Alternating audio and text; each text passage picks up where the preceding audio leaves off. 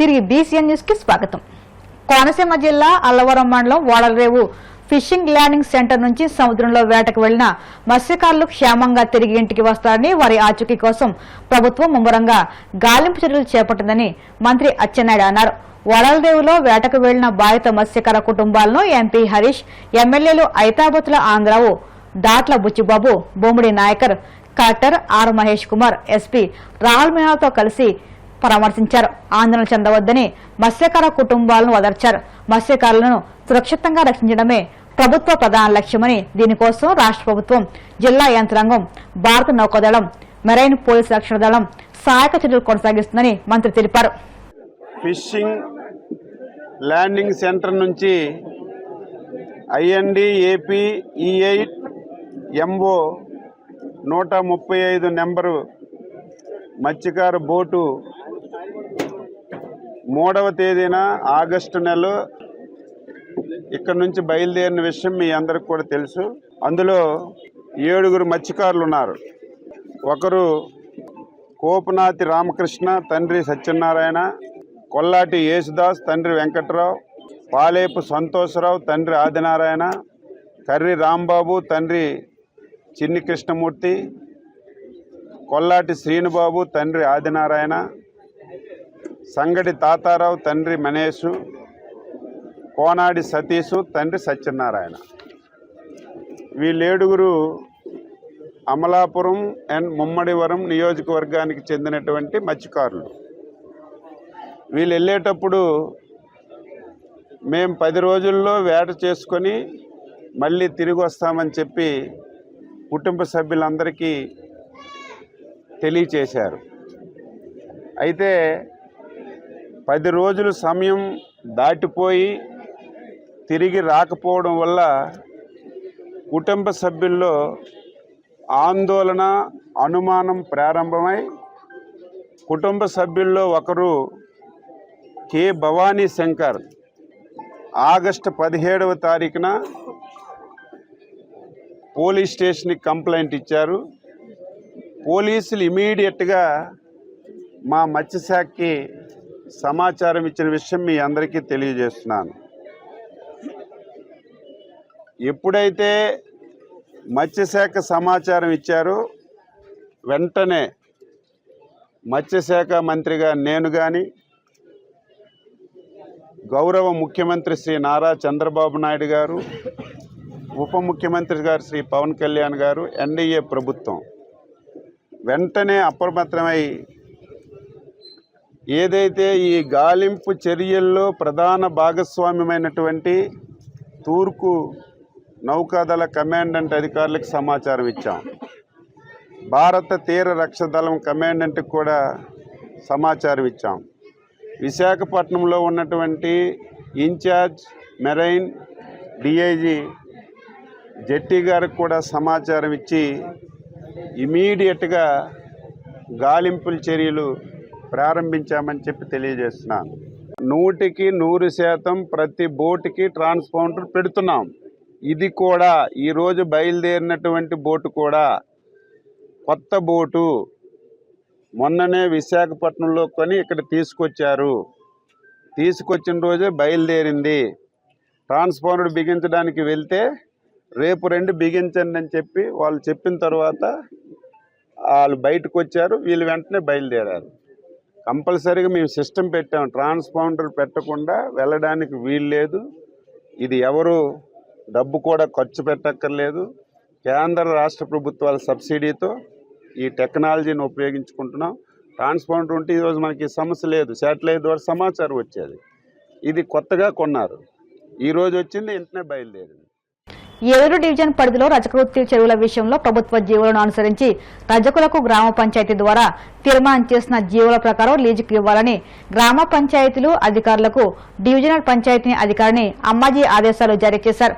కైక్లూరు, నూజివీడు నియోజకవర్గాల్లోని పలు గ్రామ రజకులు ఉమ్మడి పశ్చిమ గోదావరి జిల్లా రజక సంఘ అధ్యక్షులు చిలకల్లపల్లి కట్లయ్య ఆధ్వర్యంలో ఏలూరు డివిజన్ పంచాయతీ ఆఫీసులో డిఎల్పిఓ అమ్మాజీని కలిసి తమ సమస్యలను విన్నవించారు. ఈ సందర్భంగా మాట్లాడుతూ రజకులకు ప్రభుత్వం కల్పించిన హక్కులను సద్వినియోగం చేసుకోవాలన్నారు.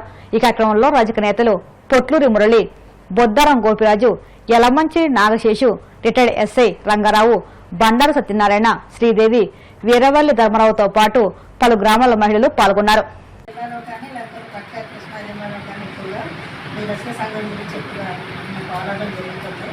ఏమైనా సమస్యలు వస్తే మీరు కూడా ఇంటికి వాడుతున్నారు. ఆయన మాకు వెంటనే ఫోన్ చేసి రోజు ఫోన్ చేసి మాకు ఈ సమస్య ఉందమ్మా అనేసి చెప్పడం జరుగుతుంది. ఏంటంటే దీని మీద మాకున్న రూల్ ప్రకారంగా మేము చెప్తాం, ఇలా చేసుకోండి అలా చేసుకోండి, దాన్ని మీరు ఫాలో అవ్వాలి.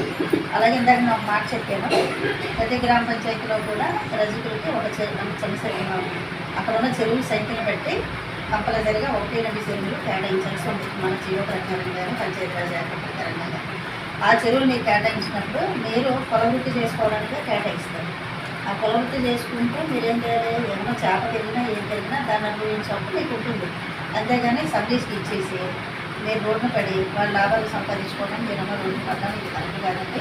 అవన్నీ కూడా మీరు అక్రమంగా మీలోనే కొంతమంది కెపాసిటీ ఉన్న వాళ్ళు తీసుకొని ఆ చెరువులు చేసుకొని మీరే అనుభవిస్తే బాగుంటుందని మా ఉద్దేశం, అలాగే ప్రభుత్వం యొక్క ఉద్దేశం. కాబట్టి మీకు ఇచ్చిన మీకు కేటాయించిన చెరువులు మీరే అనుభవించాలి. ఎక్కడ నుండి అయినా సరే రాను రాను ధరలు పెరుగుతున్నాయి, ప్రతిదాని వస్తు ధరలు పెరుగుతున్నాయి, అన్నీ పెరుగుతున్నాయి. కాబట్టి ఇక్కడ మీరు స్వయంగా చేసుకున్నట్లయితే ఆ డబ్బులేవో మీకే ఉంటాయి, మీ ఖర్చులు వస్తాయి. కాబట్టి మీ చెరువు మీరే అనుభవించడానికి మీరు చర్యలు తీసుకోండి. అలాగే నేను ప్రెసిడెంట్ గారిని కోరేది ఏంటంటే, మీరు ప్రతి ఈ రజక అంటే మండలానికి వచ్చే రజక సంఖ్య పెద్దలందరినీ తీసుకొస్తున్నారు, కానీ మీరే చేసుకుంటారా అనేసి మీరు ఒక మాట వాళ్ళకి చెప్తున్నారు లేదా నాకైతే తెలియదు. కానీ ఎక్కడి నుంచి అయినా సరే వాళ్ళకి మీ చెరువు మీకు కేటాయించిన చెరువు మీరే అనుభవించండి. పలు సంస్థలు జంగారెడ్డి గుడి చాలా సంస్థలు చేస్తారు. అయితే ఈరోజు వారి మధ్యలో ఉండే సమస్యలన్నీ కూడా ఇంచుమించు నా దృష్టికి వచ్చినట్టు కూడా నేను యాజ్ పర్ జీవో ప్రకారంగా నేను సాల్వ్ చేస్తున్నాను. నేను ముఖ్యంగా వెళ్ళగానే రజకుల చెరువు పక్క పెట్టి మీరు తీయండి, పాట కట్టడానికి లేదు జీవో ఉందనేది నిర్ఖండగా వారందరూ కూడా చెప్పడం జరిగింది. ఈరోజు నేను 2 రోజులు 3 రోజుల క్రితం కూడా నేను అపాయింట్మెంట్ అడిగాను. తప్పనిసరి నేను ఆఫీస్లో చెప్తానన్నారు. నేను కైకులో వెళ్ళాను. కైకులో చెరువు విషయం మనం ఒకసారి గుర్తు చేశాను. ఈరోజు కైకులో నుంచి మన సంఘటనలో కూడా రావడం జరిగింది. ఆ విషయంలో కూడా మేడం గారి దృష్టికి నేను చెప్పడం జరిగింది. వారు వెంటనే కార్యదర్శులతో మాట్లాడి అక్సెప్ట్ చేసి వస్తే చెరువు వాళ్ళకి మీరు ఇబ్బంది లేకుండా చూసుకొని వాళ్ళ చెరువు మట్టికి వాళ్ళు పట్టించుకోమని సంతోషంగా వాళ్ళు చెప్పడం జరిగింది. అదేవిధంగా ముదినేపల్లి మనం కోడూరు విషయంలో కూడా చెప్పారు. వారు కూడా జీవో ప్రకారంగా చేయాలనే విషయాన్ని కూడా వారికి చెప్పడం జరిగింది. వారి బ్యూరో సెక్షన్లో ఉండే ప్రతి చెరువు కూడా రెగ్యులర్ ఇంకోటి వారిని మనస్ఫూర్తిగా కోరుకున్నాం. 15 days నోటీసు అప్సెట్ ప్రైస్ తమ దగ్గర నుంచి వచ్చిన తర్వాత కార్యదర్శులు మా సంఘానికి 15 days నోటీస్ ఇస్తే మాకు చెరువు ఎంత లీజు వచ్చిందనేది వాళ్ళకు కూడా తెలుస్తుందని నేను కోరుకుంటున్నాను. గతంలో జిల్లా పంచాయతీ ఆఫీసర్ వాళ్ళు డిఎల్పో కూడా 15 days నోటీస్ ఇవ్వాలని కూడా ఆదేశాలు ఇచ్చారు. 30/11/81 కూడా అక్కడ జయరామారావు గారు జిల్లా కలెక్టర్ పంచాయతీ కూడా ఆదేశాలు ఇవ్వడం జరిగింది. కానీ పంచాయతీ అధికారులు కూడా ఇవ్వడం జరిగింది. మీరు కూడా అక్కడ కొవ్వూరులో ఉన్నప్పుడు కూడా సర్కారు ఇవ్వడం జరిగింది. ఏలూరులో ముందు సుందర మేడం గారు కూడా ఇవ్వడం జరిగింది. తప్పనిసరిగా వారు ఈ విధంగా మా సహకారం చేసినందుకు ఉమ్మడి జిల్లాలో ద్వారా మేము బాధ్యత. ఏలూరు జిల్లాలోని ప్రముఖ పుణ్యక్షేత్రమైన ద్వారకా తిరుమల చిన్న వెంకన్నకు హుండీల ద్వారా భారీ ఆదాయం సమకూరింది. గడిచిన 10 రోజుల కాలానికి గాను స్వామివారికి నగదు రూపంలో 1.65 కోట్ల రూపాయల అధిక ఆదాయం లభించింది. స్థానిక ప్రమోద కళ్యాణ మండప ఆవరణలో గురువారం హుండీల లెక్కింపు కార్యక్రమం నిర్వహించారు. అత్యంత భద్రతా ఏర్పాట్ల నడుమ జరిగిన ఈ లెక్కింపులో దేవాలయ అధికారులు, సిబ్బంది పాల్గొన్నారు. ఈ హుండీల లెక్కింపులో స్వామివారికి 1,60,14,515 రూపాయల ఆదాయం సమకూరినట్లు ఆలయ ఈవో త్రినాథరావు తెలియజేశారు. భక్తుల కానుకల రూపేణ 116 గ్రాముల బంగారం, 2 కేజీల 185 గ్రాముల వెండి, విదేశీ కరెన్సీ సైతం అధికంగా లభించినట్లు ఈవో తెలియజేశారు. కలియుగ ప్రత్యక్ష దైవం తిరుమల శ్రీ వెంకటేశ్వర స్వామి వారిని పలువురు ప్రముఖులు దర్శించుకున్నారు. వీఐపీ విరామ దర్శన సమయంలో సుప్రీంకోర్టు మాజీ ప్రధాన న్యాయమూర్తి జస్టిస్ ఎన్వి రమణ, తమిళ సినీ నటుడు ప్రభు, మాజీ మంత్రి ఆర్కే రోజా వేరువేరుగా స్వామివారి సేవలో పాల్గొని మొక్కులు చెల్లించుకున్నారు. దర్శనానంతరం వీరికి రంగనాయకుల మండపంలో వేద పండితులు వేదాశీర్వచనం అందించగా అధికారులు స్వామివారి తీర్థప్రసాదాలు అందజేసి పట్టువస్త్రం సత్కరించారు.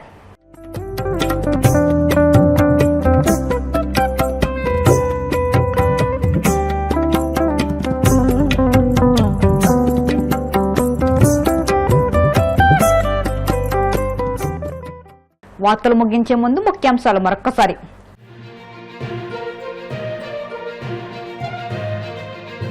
వెలుగొండ ప్రాజెక్టు నిర్వాసితులకు మరో 200 కోట్ల పరిహారం, బాధితులకు శాసనసభ ప్రాంగణంలో చెక్కు అందించిన సీఎం చంద్రబాబు.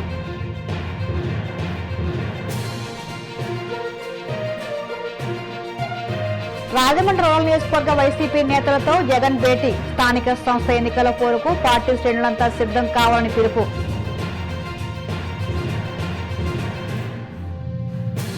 వడలరేవు సముద్రంలో గల్లంతైన మత్స్యకారుల కుటుంబాలకు ప్రభుత్వం అండగా ఉంటుందన్న మంత్రి అచ్చెన్నాయుడు.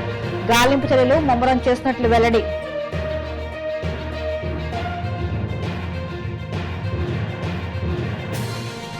తిరుమల శ్రీవారిని దర్శించుకున్న పలువురు ప్రముఖులు, ఆలయ మర్యాదలతో స్వాగతం పలికిన అధికారులు. ఈ వార్తలు సమాప్తం. మరిన్ని వార్తల కోసం BCN digital YouTube channel, Facebook పేజీని ఫాలో అవ్వండి. అప్డేట్ వార్తల కోసం ప్లీజ్ సబ్స్క్రైబ్.